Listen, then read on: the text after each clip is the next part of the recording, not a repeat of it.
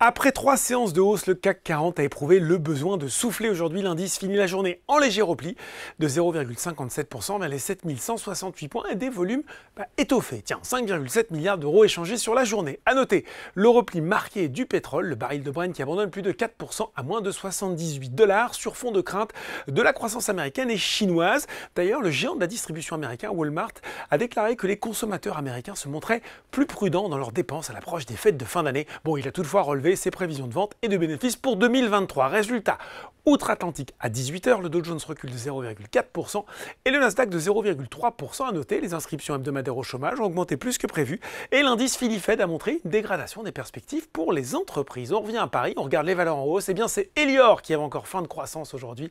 7e séance de hausse pour le groupe de restauration collective qui prend plus de 35% sur un mois.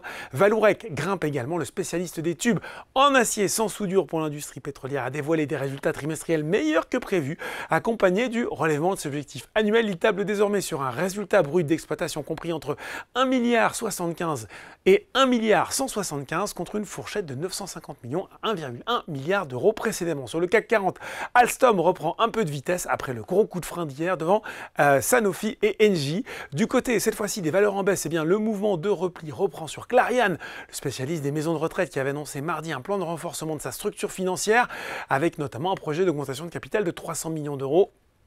EuroAPI et Verallia reculent également alors que Technip Energies et Total Energy sont pénalisés par la baisse du prix du baril. Sur le CAC 40, c'est Worldline qui est lanterne rouge devant Kering qui lui souffre à cause de Burberry, le groupe de luxe britannique qui dit être affecté par un ralentissement mondial des dépenses de luxe qui pourrait menacer ses prévisions de croissance du chiffre d'affaires pour l'exercice en cours, voire son bénéfice. Voilà, c'est tout pour ce soir. En attendant, n'oubliez pas, tout le reste de l'actu éco et finance est sur Boursorama.